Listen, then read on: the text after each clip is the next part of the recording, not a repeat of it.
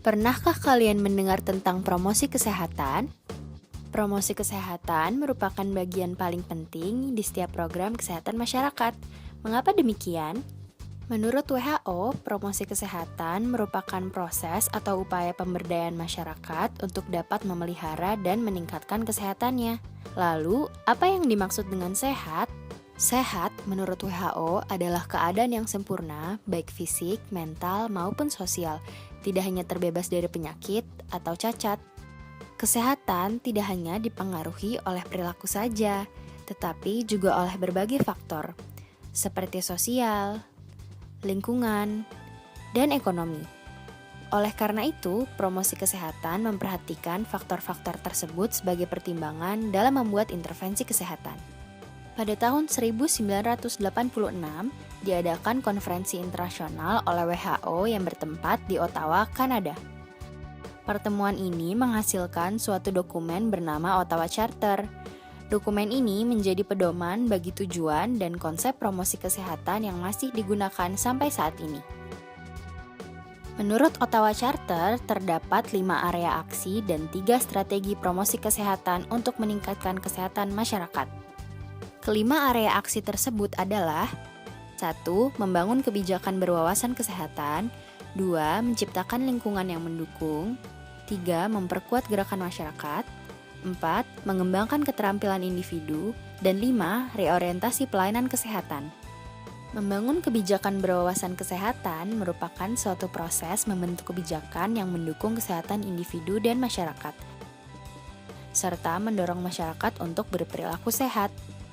Hal ini tidak hanya dilakukan oleh Departemen Kesehatan, tetapi juga oleh sektor pemerintahan lainnya dan organisasi non-pemerintah. Berbagai contoh kebijakan kesehatan adalah kebijakan memakai sabuk pengaman, kawasan tanpa rokok, dan aturan K3 di perusahaan.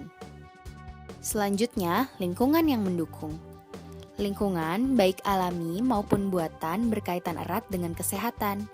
Jadi, poin ini bertujuan untuk meningkatkan kemampuan masyarakat dalam berperilaku sehat ketika berada di lingkungan, baik di tempat mereka tinggal, bekerja, belajar, dan bermain. Contoh dari kegiatannya adalah menyediakan tempat sampah, ruang menyusui, dan sarana aktivitas fisik. Kemudian, memperkuat gerakan masyarakat. Hal ini merujuk pada gerakan bersama masyarakat untuk meningkatkan kesehatan mereka sendiri. Misalnya, gerakan lari bersama yang diadakan oleh masyarakat, dapur masyarakat yang mempromosikan makanan sehat, dan kelompok dukungan yang dibentuk oleh masyarakat yang mendukung penderita HIV/AIDS. Selanjutnya, mengembangkan keterampilan individu dengan cara memberikan informasi, edukasi, dan keterampilan untuk berperilaku sehat, misalnya melalui penyuluhan, dan media promosi kesehatan baik cetak maupun digital.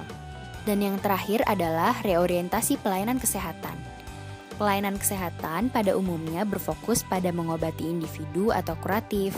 Area aksi ini membuat pelayanan kesehatan dapat mendukung kesehatan masyarakat secara keseluruhan dengan memperhatikan upaya pencegahan atau preventif.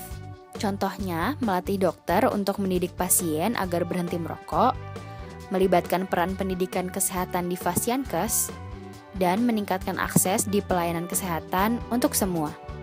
Selanjutnya, kita akan membahas tentang 3 strategi promosi kesehatan, yaitu advokasi, mediasi, dan pemberdayaan. Advokasi merupakan gabungan dari aksi individu dan masyarakat terhadap pemangku kebijakan untuk mendapatkan kebijakan yang mendukung kesehatan masyarakat. Sedangkan mediasi merupakan proses individu dan masyarakat serta sektor-sektor seperti publik dan swasta yang bekerja sama untuk meningkatkan derajat kesehatan masyarakat. Dan yang terakhir, pemberdayaan, artinya memberikan pengetahuan dan keterampilan kepada masyarakat sehingga mereka mampu meningkatkan kesehatan mereka sendiri. Itulah hal-hal yang perlu diketahui tentang promosi kesehatan.